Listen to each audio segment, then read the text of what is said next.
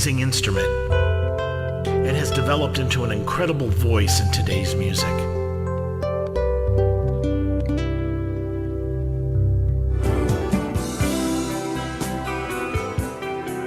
So many types of guitars, so many styles of playing, all sorts of gear.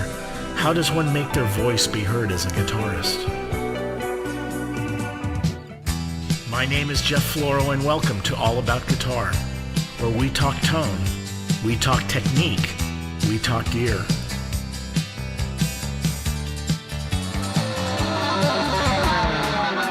Where we discover how we can become better musicians in a world of constantly changing technologies. Where we take a good look at everything guitar, and sometimes not exactly guitar, but just as important, so we can be more successful as a musician in today's music scene.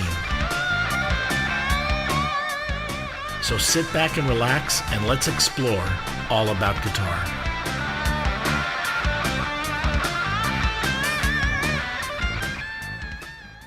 Good evening, everybody. Welcome to All About Guitar.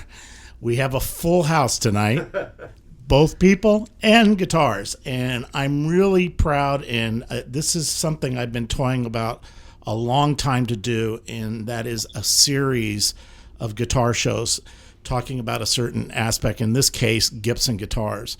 So this is the first of hopefully many, and we're going to try to cover. It's going to take a while. It might take a year or two, I think, because there's that many guitars that Gibson makes, but I'm thinking that we'll be able to cover all of the different guitars. So today we're going to start out with probably one of the most famous guitars that Gibson made. It's definitely an icon, and it's definitely part of our music history globally and for America, and that's the archtop guitar, specifically the L-5. And we're going to talk a little bit about that, and which led up to, and we're in the next few months, we're going to cover a bunch of different archtops that Gibson make. And they're just beautiful guitars. I'm dying in here because I'm looking at all these amazing guitars, and they look great. But let me start off introducing everybody that's here, because the people here are the most important because they know all the stuff. First of all, I want to introduce Sharon DeLorto. She's been on several times. We've done a couple of shows to commemorate Orville Gibson, and what a great way to do that right now, but go through all the guitars that he made. So Sharon, I want to welcome you. Thank you. Also, I want to sitting here with one of the L5s. I think that's a Florentine cutaway. Is Wolf Marshall, and he's a guitarist. He's an educator. Are you still at UCLA in the jazz department? Yes, I am, Jeff. So you are okay. I'm from SC, and I won't hold that against you. No, I'm just teasing. So anyway, no, it's really good to have you. Good to have you here, and. He's also an author, and I didn't post on there because he's written so much stuff. Just give us a couple of things that you would recommend people to check out. I know that JP's read some of your stuff. Yeah. Well, regarding this subject, probably the best of jazz guitar has a good sampling of all the main jazz guitarists playing comparable tunes, so you can judge their approaches. That's always been a big seller. And then my Wes Montgomery and Kenny Burrell books, Pat Martino, B.B. King, Stevie Ray Vaughan, Eric Clapton. There's just so many. Jimi Hendrix. The Hendrix book, yeah. Aerosmith. Okay. No, that's good. So, and I'll give the website in a little bit, so you can check out what he's doing. And then also next to him is Gregg DeLorto, and another guitar player, another great guitar player. And he brought his beautiful little L5, and he's worked with both the Gibsons and the Heritages from Kalamazoo. Knows the guitars, and he even brought some of the training manuals. They're floating around here on the table. So, Gregg, it's always great to have you on the show. You always fascinate me with the stuff that you're doing. Thank you, Jeff. Next to him, a new friend of mine that I met through JP. He's been telling me about this guy. You got to see his guitars. He's got great guitars and stuff like that. And he's another L5. He wasn't able to bring his L5 in tonight. There's no room. Yeah, that's true. There is no You can room. only get so many archtops in this room. James Achor, and he plays in Royal Crown. No longer, Once Upon a Time. Once Upon a Time, but it's awesome. And if you look at some of the YouTube videos, you'll see him playing an L4. L4. Also, there's some Super 400s. Super 400. So he's got some interesting guitars Currently, too. there's a bunch of stuff at rumproller.com. It's an organ trio that I do. Oh, with a very bunch of cool. different guys. It's sort of an organ collective. Very, very cool. You can find us there too. And hiding in the back off camera, you can't see him, as is my partner in crime in terms of he always comes and helps me set up and everything. Doug Moore. He's the lone bass player in all these guitar players. But last but not least, on the telephone, calling from Texas, is another great. He's a doctor, but he's also another guitarist and a collector. And he wrote this book, which I recommend. It is the coolest book I've ever seen. The Gibson Super 400: The Art of the Fine Guitar. Dr. Thomas Van Hoose. Dr. Tom, it's good to have you on the show. Welcome to the show. Well, welcome to you guys. This is radio station KTXS, and I'm calling in to thank you for including me in what should be a lot of fun this evening. Yes. And all of these guys are experts on these guitars. And I was reading, in this book, even though this book is that Tom has written is focuses on the Super 400. There's a whole chapter, and it's a big chapter on the L5s, and I was just blown away about all of the different ones. And he's got the specs, how they were made, how you can tell the differences for the collector and the player. But it's just mind blowing how the history of this. So what I want to start out first, I'm going to direct this to Sharon. Is let's just get a little bit of an overview. I'm trying to say Orville. But the Freudian slip. Sorry, Doc. Don't analyze He's me. He's in the room. He's in the room. That's right. So anyway, what I want to do is just get a little bit of an overview on the development, how the archtop came to be, and a little bit of that, and then we'll get into the more specifics of the guitar. Well, thank you for having us. It is always such a pleasure and such a thrill to be here. And one of my favorite subjects, aside from my husband Gregg, is the subject of Orville H. Gibson. And he is a man that I think has had too little recognition in history, in guitar history, music history. And if I serve my life purpose, Orville H. Gibson will be what you think of when you hear the word or the name Orville. You won't think popcorn, and you won't think flying. You'll think guitars. Or the TV show. Oh, that one I don't know. Anyway, so Orville was born in 1856, and he died in 1918. He was a great entertainer in Kalamazoo, Michigan. And, as you can only dance and sing on stage for so long, but he had such a keen ear, and he was so much a part of his life, perfect pitch, and so talented. And I think he kind of aged out of the stage performing, but you couldn't take the music out of his soul. So what's the next best thing? Well, also, there's some crossover here because I believe, and this is just my theory, is that because he was a great mandolin player, guitarist, harp guitarist, and he built all these instruments, maybe part because he didn't have the resources to go out and buy all of these, but he had the knowledge and the technique to build, and so he was building. And such an astute person, such a keen ear, he ended up taking the guitar and patterning the mandolin and the guitar, the harp guitar, several instruments that we will never know about, after the construction of the violin, because the violin gave such a superior projection in a theater. And you have to think, too, we're talking about 1800s when they didn't have great amplification in the stage theaters. So I think there was a little ego, and that ego, he wanted to be able to be heard above the other instruments that were performing that night. So in 1894, he had been developing his craft well enough where he was confident that he could get a patent for carving the tops and the back. And so by 1903, that patent is granted in 1898. And the first, what we would really think is the precursor to what we know today as the arch top guitars, the carved tops and backs, would be the Orville or the Gibson style O. And it's just small. It was a much smaller guitar, but the tops and the back were carved out of a single piece of wood. And then that went on, and I do want to say this is the 100th year anniversary since he passed.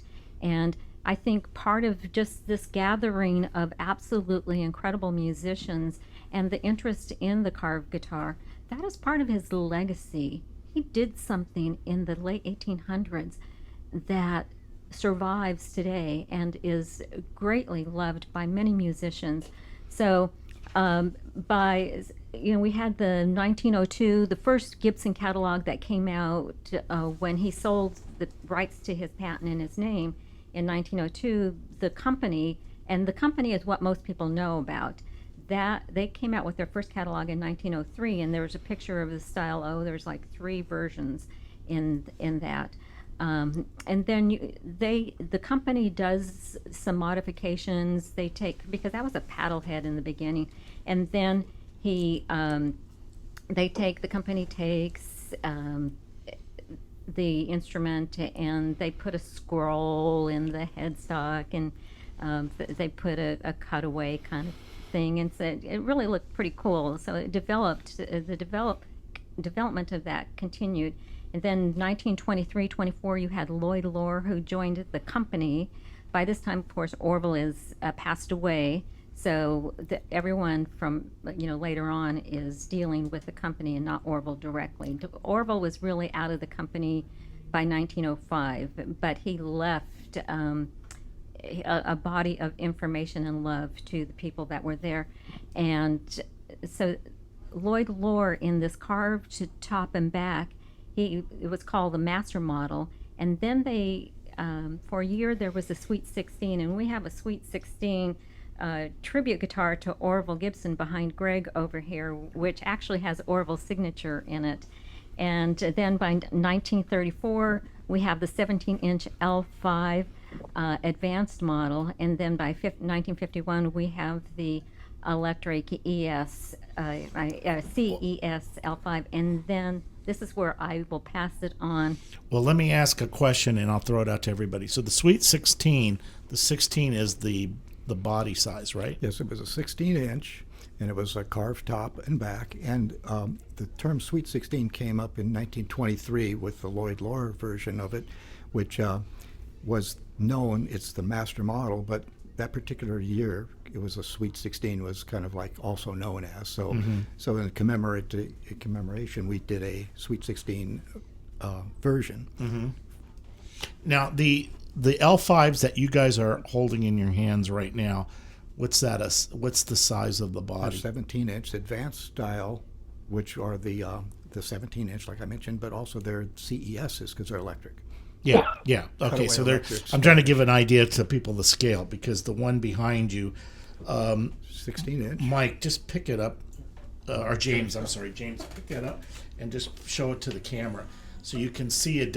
It's a little smaller body. Is a 16-inch the size like of a ES-175? Yes. Yeah. So if those that are familiar with that guitar, it's basically that size guitar.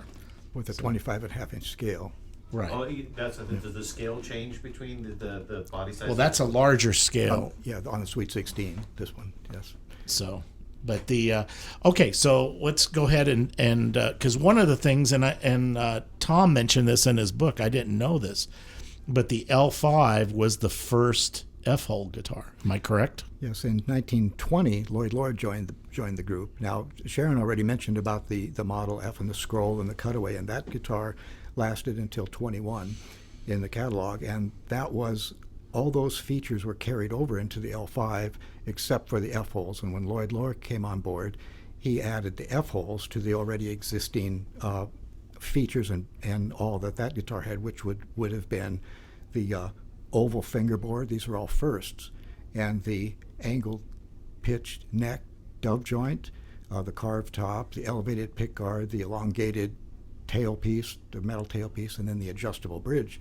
These are all things that were back in that guitar that got carried over onto Lloyd Loar's first L-5 with F-holes. So these guitars date back all the way to those. So those that old original days. one that you're talking about, that type style O, that had like a flat top type of hole in it. Yes, an oval hole. Had an oval hole. Right, exactly. So, so that was the 1920 Lloyd Loar until 25.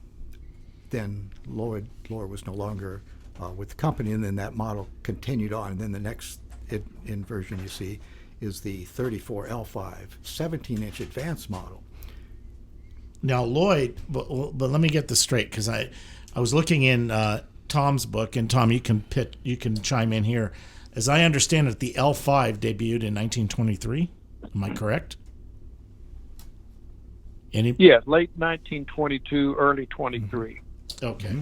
Correct. So Lloyd Loar was Yeah, definitely 22. there at the time of that one that came out. Absolutely. And then when did Lloyd leave? 25. In 1925. Okay, so I get an idea. Was it just cosmetic, or was there an advantage to the F-hole? Well, both. Cosmetically, shaping more towards the violin look, but also it has a sweeter tone. That was one of the reasons they used that term Sweet 16, because the F-holes has a much more mellow, much of a more sweet tone. So it kind of became a slang term for that guitar.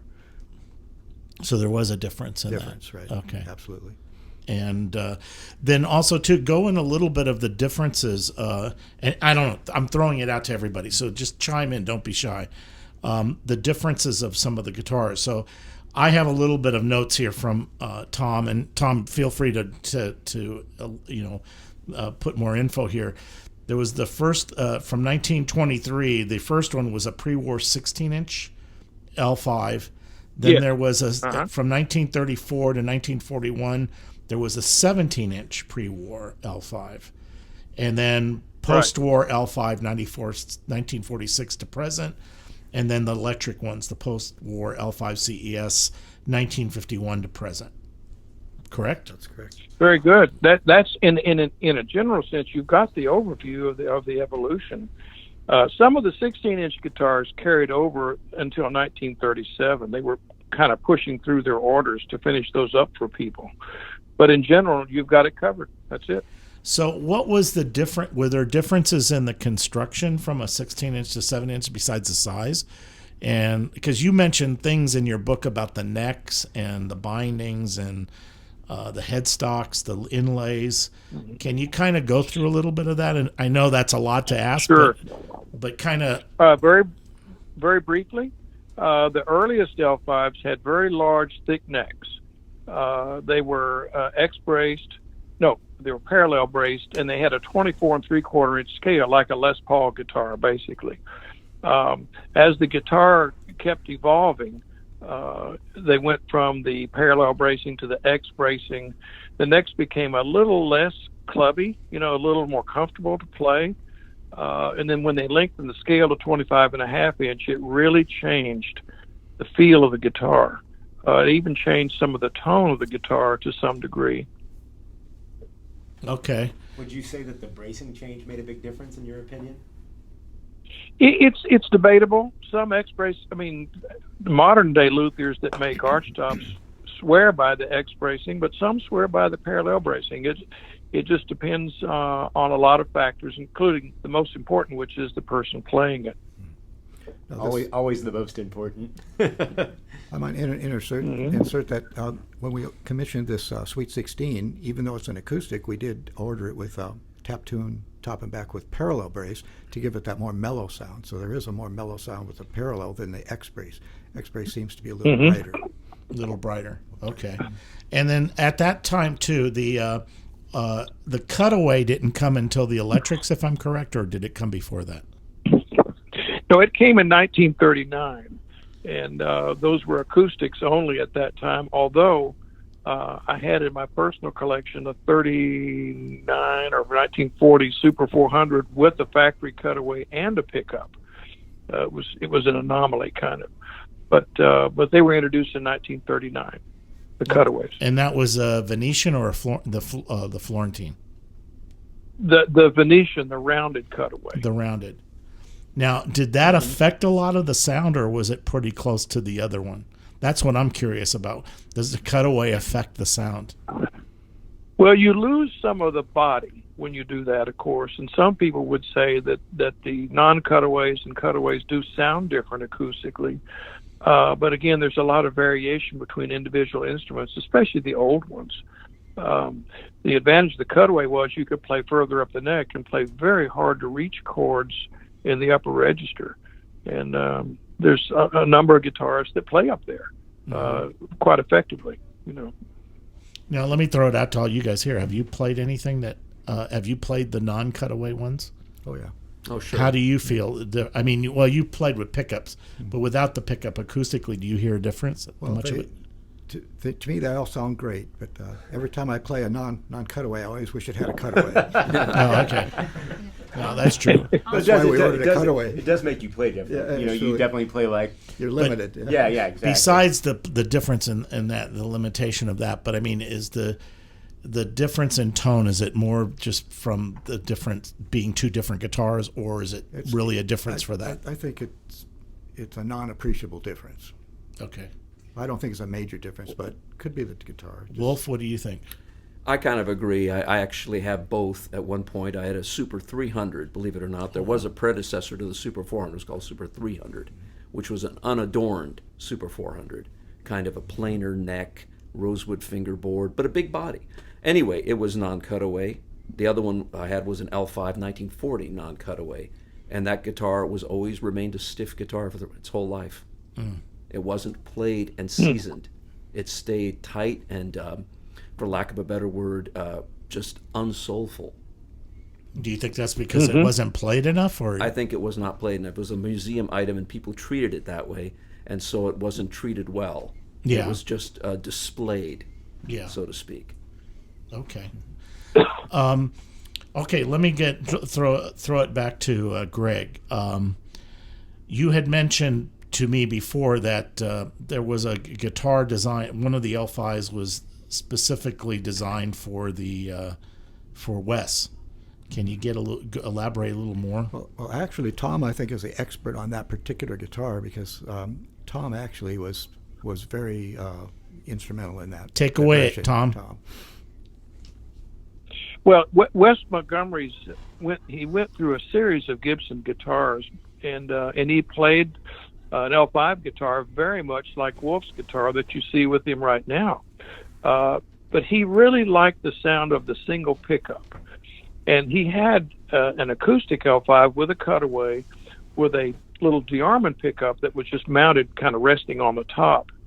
And that guitar was the one that was converted to where they built a pickup into the top, and they inlaid a little heart around the cutaway with his name in it. That became the one that we call the Wes Montgomery guitar, and it was associated with him until he died. Gibson was in the early 1990s. They were developing a collection called the Historic Collection, and they were reaching back in time through their electric guitars and their acoustic guitars, including archtops, to recreate some of the old designs. And one of them was the Wes Montgomery guitar, and I actually gave them the idea about how to do that. And it was simply to take an L-5 electric body and mount one pickup in it instead of two, and to use woods that were a little less figured than the real fancy ones so they could price it lower. And initially that guitar came out in 1993, and they made 85 of them that first year. Most of them were sunbursts like Wes's, and they were terrific instruments. They were $4,500 retail at that time, and the current L-5 at that time with two pickups was almost $8,000. So people gravitated to that guitar pretty quickly. Mm-hmm. Well, let me ask you this. So Wes had a guitar originally that had a pickup mounted on the pickguard, And I've seen the Johnny Smith, which is mounted on the pickguard. Was there any attempt to do kind of like what happened with the Johnny Smith on the L-5, where you left the soundboard free from the pickup where it wasn't vibrating, or that didn't matter? Right. Gibson offered a pickguard with a pickup in it as an accessory called the McCarty pickguard. It had a little P90 pickup in it, and you could buy that and just convert your guitar without disturbing the top. And they offered that for their non-cutaway and cutaway arch tops for at least through the 1950s, if not later. So that was their first attempt. And then you could custom order them. My guitar teacher had a 69 L5 acoustic, and he ordered it with the Johnny Smith pickup. So you could order them, special like that as well. Now, let me throw this out to all you guys too. Is that a major difference? Now, you're playing guitars with the pickups mounted on the soundboard. I'd say it's a major difference. If you want to play the guitar acoustically like the Johnny Smith was, the guitar is 100% acoustic, so the pickup is not enhancing in any way the top. But once you sink that humbucking into the top, it gives it a distinct tone. It takes away some sustain, and it gives that punch, and that's that tone that Wes had. So there's a distinct tone when you sink the humbucking right into the top. So putting the humbucker in the sound onto the top, actually you lose sustain? You lose some sustain, acoustic sustain, but it gives you attack. So you get some punch for it, and that was the tone. And even the rear pickup, Wolf and I were talking about this just tonight, even though the treble pickup may not be used a lot on the guitars, it does dampen the top, and it gives the guitar a certain tone, even though you're not using that pickup, such as Kenny Burrell's guitar. And Kenny I don't think he ever uses that pickup. Most jazzers Never say never. I've never heard very much of the treble in jazz. Although, since we're on the treble pickup, the L5 was used in My Girl, that guitar line, and that was in the treble pickup only. It was actually both. It was both? Yeah, both pickups. The middle position. Middle position? Yeah. It has that quacking sound that you so distinctively remember. Yeah. It's a certain timbre that really only comes from that. He was one of the main guitar players who played in L5 in the 60s for non-jazz. Yeah.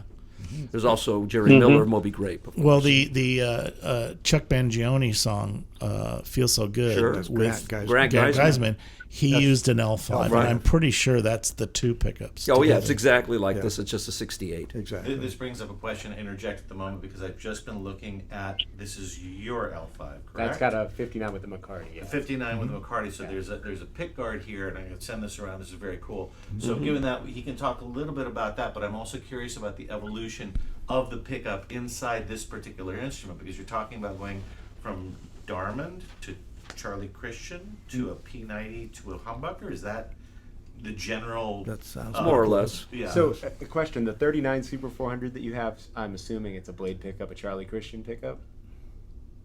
Tom? No, it wasn't. It was a P90 pickup that was slanted at an angle. There's a picture So of it in the like book a ES there. 300 style, like the long. Yeah, but not the long one, but a short one. Wow. Let me see. Is it in the color pictures, that one that you're talking about, Tom? Yes, it is. Yes, Right, hold on, I'm going to find it for you so you can see it. In the interim, I'm curious about how this kind of pickup, which is It's a pick P9 guard mounted, or is it? It's literally it looks like it's just like this kind of pick It's guard, just- but they cut it with it's an extra suspended, flap, yeah. and it's a suspended P90. So it's suspended, so it's not actually cutting Doesn't- top. So in doesn't- that case, No, you're no, getting no, the no, qualities no. of It's the mounted inside the non-pickup guitar. version, right? Uh, But it's, Oh, Hold on, hold we're on. It talking was about like two different it things. was like Sorry. an experiment. Yeah. And it didn't sound all that great, to be frank with you. I mean, it was interesting, but you see a few of these. You'll see them on L5s and Super 4s that are pre-war guitars. But I remember Gibson was trying out different types of ideas to how to amplify these at the request of the musicians that were using them. They wanted something that would punch through the sound and so on of a band, and this was one idea that Gibson had. But they came back to it later in a more conventional way, with the conventional mountings that we're familiar with, I'm trying to find, where is that picture of that slanted, like, P90? I'm trying to find that. Well, it's in the color pictures there. I'll look for you as well. Go ahead. I'm seeing these other ones with the D'Armand. Well, that's a D'Angelico, but they're There's some other ones here. I see the one with like the Johnny Smith with the humbucker on there, and but that's on an L5. But look at the Super 400 electric section in the color pictures, and it's just below the one that's wine red. You'll see it. It's a little half picture of the top. It's a blonde Super 400 cutaway with a little slanted P90 mounted in the top there, right in front of the bridge. There. Oh, well, there's more other color pictures. Oh, there we go. Ew. Okay, here we go. Jeff, look at pretty pictures. Yeah, I was gonna say now he's drooling. I'll see you guys later. I'm just gonna stand He's asking here. to be left alone with the book. Usually there's a Here you go. If you look at that page, if you look at that page, I'm gonna try to you'll see show all it. the variations on there. You'll see that one, you'll see the McCarty, you'll see the DeArmond, and you'll see the humbuckers up at the top. All different types of ways to amplify these guitars. You can see there, I'm kind of flashing it on the screen, but you can see all the different ones and the slanted ones down here somewhere right there. Really, So that book, that Super 400 book, really is a must-have book for That's the picture. That's it. Any serious guitar collector. I mean, it's this is a Bible. must. This is definitely a must. But I have a question for James, and that is, how do you like that pickup that you have that's mounted on the McCarty one? What do you think?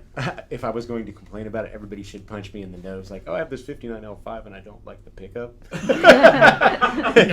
I mean, compared to some, because you have no, it's funny with these things that they're really different. Like the guy that sort of set me down the road for archtop guitars is Charlie Christian. That's why I asked him about the blade pickup. ES-150, middle 30s. That's like the first legitimately usable electric guitar, and that's why I asked him if there was like a early Super 400 with that pickup in it.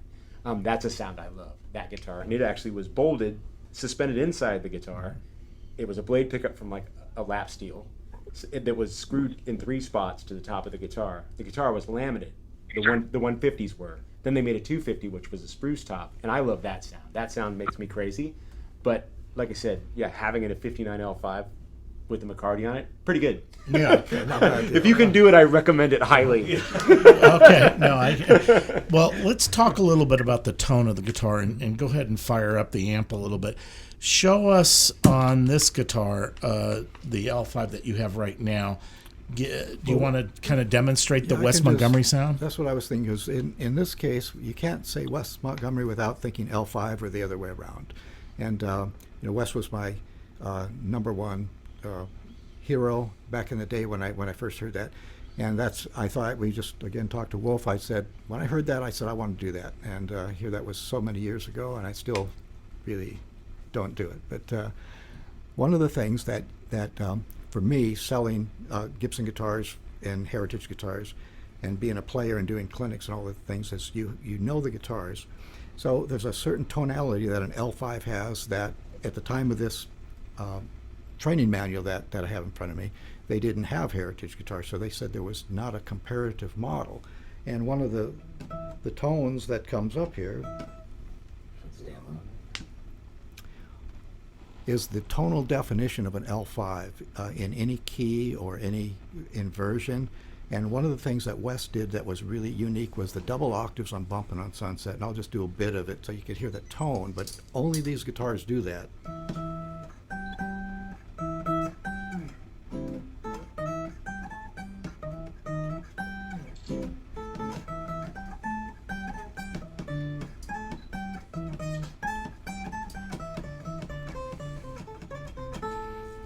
That is cool. Certain tone, and then he would the double octaves. That's it rings. We were talking about the high G. Bring up your individual volumes, just a little bit, because you're not getting. I'm all the way up.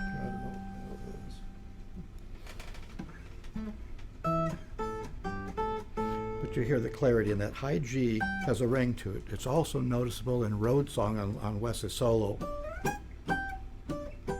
You hear that high G. Yeah. So anyway, there's certain tonalities of it that turn out just right, and it's still very clear.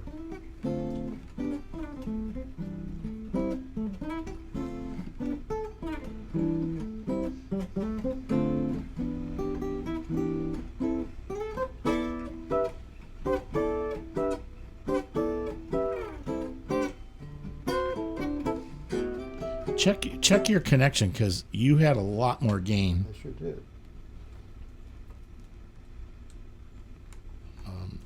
There's a lot more tone to that guitar. Yeah, I don't. There we go. I have to turn mine on for him to go because we're There both you go. playing this. There you go.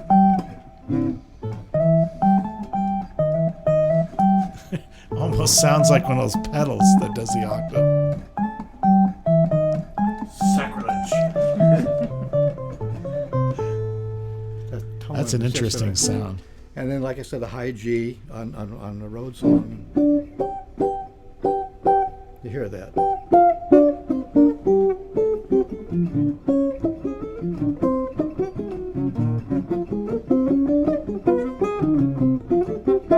It definitely got that bloom to it.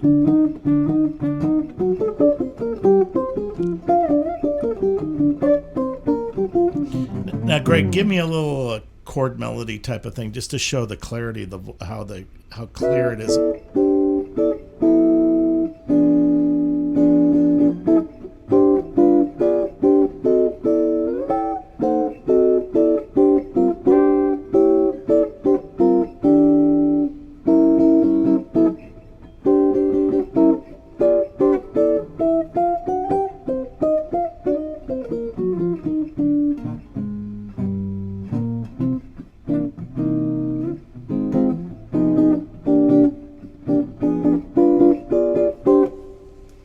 Sounds great. Now, let me ask you this. Now, yours is a Venetian cutaway, cut. and that's a Florentine. What's the story on the Florentine? How Well, did that let come to be? me give you a rundown on that. A funny thing happened on the way to the 70s. Gibson actually decided to radically revamp the particular high-end arch tops, Birdland, Gibson's L-5s, Super 400s, and they put Florentine cutaways, which are the deeper, more pronounced cutaways that allow higher access to the fingerboard. And of course, that gave them a modern look too. But it was basically a guitar now that could be played in a lot more context than just in the lower positions. So what happened is it became the standard sound and feel of the 60s L5s. Hold the guitars up, both of them, kind of next to each other if you can. I want to show people so you can see. Yeah, you can definitely see where the cutaway. Yeah, you have another 2 frets at least. Oh, You can get to the highest fret easily. That's about Yeah, deeper, so you can see on the Florentine, it definitely does. It's a deeper. deeper cut. Yeah. And we have to credit Kenny Burrell for that because he tried to build one of these in 1958 with the aid of Gibson, and Gibson didn't properly assemble it. It was too heavy because they thought they needed a lot more wood here to support the fingerboard, and it ended up being so heavy it wasn't a pleasant guitar to play, according to Kenny. And so he jettisoned that guitar, and it didn't come into reality until after 1960, when these were official. When was that prototype made? 1958. Oh, It was wow. seen in the Newport Jazz Festival when he played with Benny Goodman. We have There's a a picture couple of of it very in that- famous shots of that guitar. In that And it just weighed a top. ton. Actually, it's in the. It just wasn't comfortable compared to other brown arch one. tops, so it was Last too page. heavy. Last page of that shows a picture of it. There we go. So anyway, that was his design, and he was Okay. the first one to suggest that an L5 have a Florentine cutaway. I guess it's And not then in by there. 1960, they became normal. Was it when the Florentine came out? Was it just on the L5, or did it go on all those? No, it was models? all the Super 400, right. Birdland, and the L5. And the Right. did the 175 was always a Florentine. That was always a Florentine. That was always a Yeah. Florentine. Okay. And then also too, I'm not sure that much of a difference. I've seen you on YouTube playing an L4. Yeah, L4 is 175 scale, 16-inch body, same scale neck, but it has a spruce top, the modern version of it, and an L5 tailpiece, and the fancy bridge probably like his has. So it has these inlays, this tailpiece, all these appointments, but it's a small. It's a 175 size guitar. The neck Right, scale it's a is size, shorter. but is the 16. bracing and the building of it more like an L5 or more like a 175? 175. Yeah, it's more like. Oh, okay, so it is. It's still parallel braced, spruce Yeah. top, carved top. Oh, okay, so it's more like the construction's more 175 than except the. for it has a solid top as opposed to a left-hand top. How do you like the and I know this is a tangent, but Yeah. the difference in tone between that and a 175, is there much? Basically, what happened with this guitar is I had a '60s 175 that got stolen, and the quick replacement to it on the road was getting a. This was the guitar that came up that was all the things. So the first one I had was probably like an early '90s one, and yeah, just kind of did all things because the band I was playing in at the time was quite loud. We played with a horn section on things like the Warped Tour. We were competing with punk, rock, and metal bands. So I was jumping on stage, no sound check at that volume. But I wanted something that if I was playing like chop guitar would still, like just rhythm guitar would still provide that kind of feel. So yeah, it's an incredible hybrid. I mean, I really happy. It's an interesting guitar. I've never seen one, or I never saw one of that with the. It's like, wait a minute, is that an L5 or did he just put L5 parts on it? So this is Kenny. When was this? 1958. This is 1958. So that's the prototype. More or less, yeah. Pretty much. That's pretty much what he developed back then. That we didn't really see come to fruition until the mid 60s. Yeah. Well, actually, the early 60s. Early 60, 60s. 61. And he's using the Charlie Christian pickup. You can't see it real well, but he's got the blade. That's what he preferred. That's the blade pickup in there. Yeah. So that's amazing. That is amazing. I'm For going to those pass of us this that back. might not know and don't have access, a little bit of tonal difference. The blade cuts a little more compared to these, and Into a P90. You should Or compare is it it to fuller? because They it's just I mean it's kind of they all do a good thing. Yeah, like sure. like it's a it is that thing of like listen to Charlie Christian, you'll hear what that blade does. It's a little bit it's thick and big. It's a very hot pickup, I've always found. It really drives a tube amp. Like it will distort more like a P90, but it's also very clear at the same time. It's kind of like, I mean, the neat thing now is that there's actually a bunch of people making really good new ones.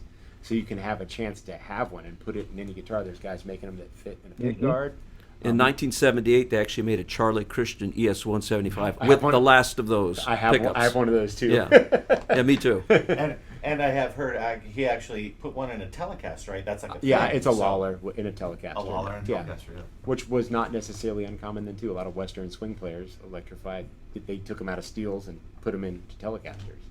That's Danny amazing. Gatton most notably was. Which the guy also who did that. begs the question, kind of like, because the humbuckers would be mid to late 50s and all that, and how do these differ, say, than one we'll find in a similar Les Paul of the time or a SG of the time around 60, 61, or are they basically the same pickup? Same pickup. Basically the same. They sound really different. In my experience, like when they're in a Les Paul, they do they do the Peter Green thing, and as the guitar gets bigger, it's still an amazing sound, but it's not. It does not do the same thing. But they're beautiful sounding pickups, no matter what you do. Let me. If I can interject Go about ahead. tone just for a second, think about the intimacy you can get out of these guitars with the built-in pickups.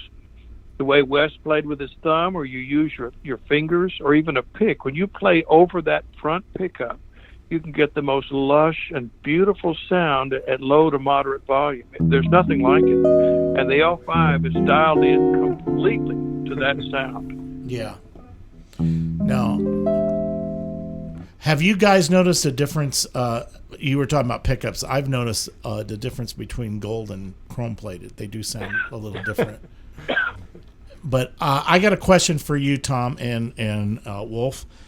When did the guitars get the Tunamatics? When did the Tunamatics come out? Is that all electric, or were there Tunamatics That on was in the 50s. Yeah. It was in the mid-50s, I think. And those were Yeah, you're on right, the non-electric ones? Did they use them on the non-electric? They didn't really use them on non-electrics. I think you could have it if you wanted it, and if you used a de-armand or something, it gave it a more mechanical response. Most people who used the non-electric preferred the ebony bridges, Right. like the orchestra players and whatnot, Yeah. who strummed the guitar like Freddie Green style. But if you had an electric player who had, say, a de-armand pickup or one of those McCarty aftermarket things, then a lot of times they switch to the Tunamatic. They were a okay. lot better for soloists too, because you could really fine tune them and play everywhere on the Yeah, neck. well, the intonation Yeah. was I would think would be an issue, but so they would they worked better with the electric. Yeah, one thing I could note to a lot of players should be aware of is there's a difference also in the fact that some tunomatics in the 60s, like mine, has the nylon saddles. Yeah, I have them It on my warms Les it up a little bit.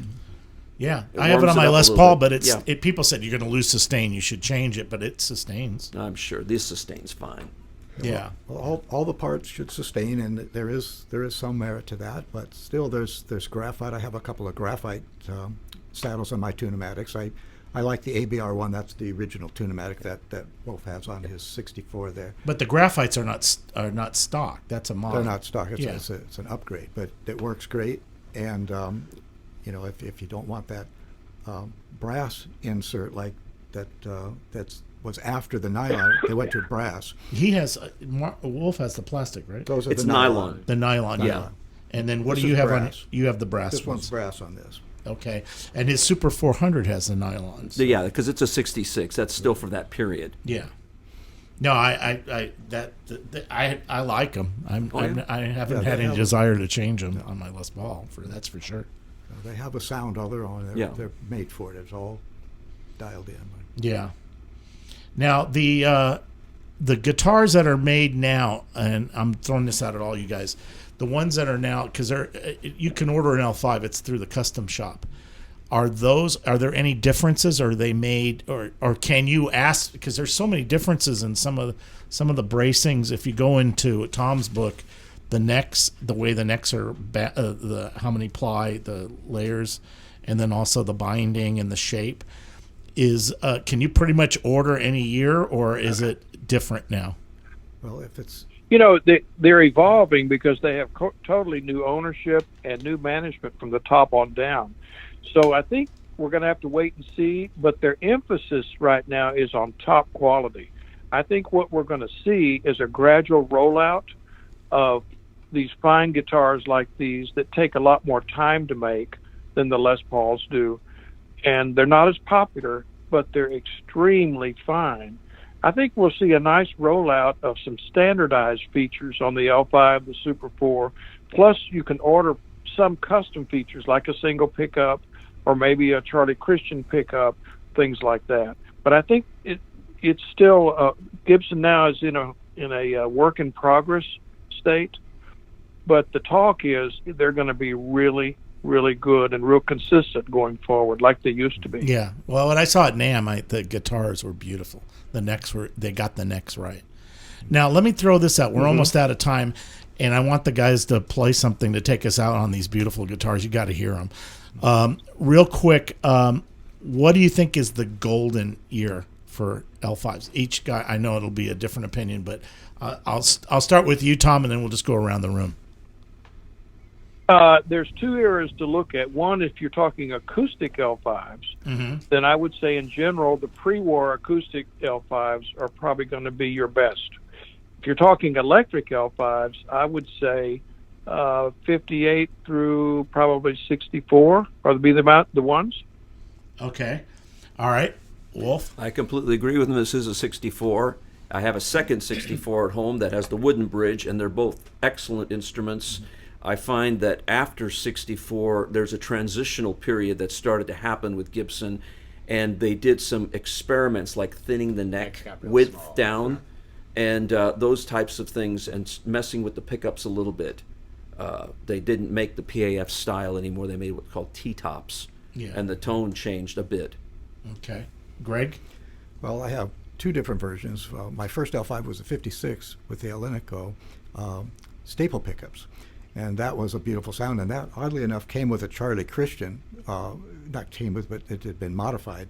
And it went back to the staple pickup after that. But that was a beautiful guitar, and that had been refretted and refinished at Gibson. So that was a first-rate guitar. And that got away. But the other version would have been during the 80s. In the 80s, between about 81 and 83, they were building some of the finest L5s out of that factory. More recent, newer versions. Okay, So that's I'd good say to know. two.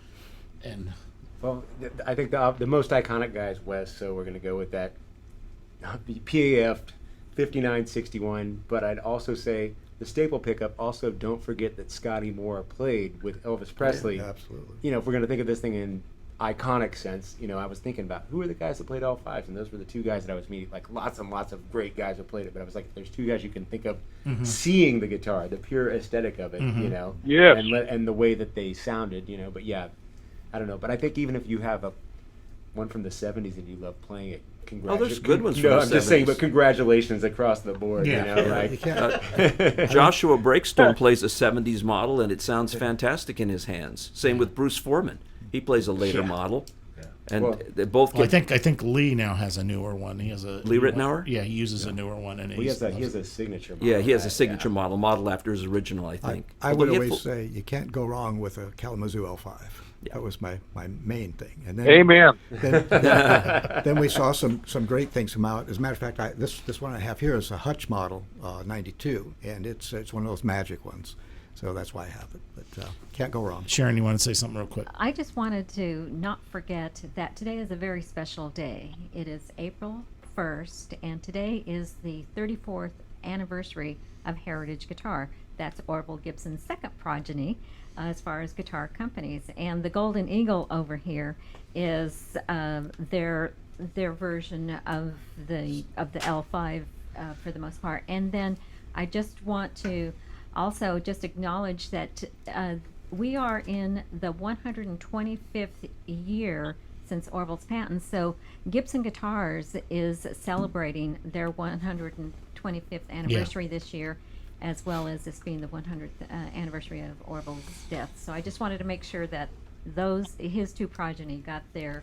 Well, we're out of time. I told you guys it would fly by, and real quick, I want to mention Gregg. You can check out more what Gregg's doing at www.greggdelorto.com. Dr. Tom, you can go to www.vanhoosevintage.com. Got to check out those guitars over there.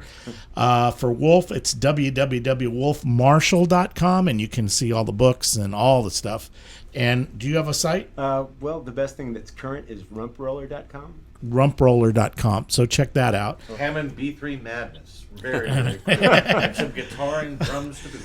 All right, I want to thank everybody. This is great, and I look forward to having all you guys on many more times as we do more on these iconic guitars.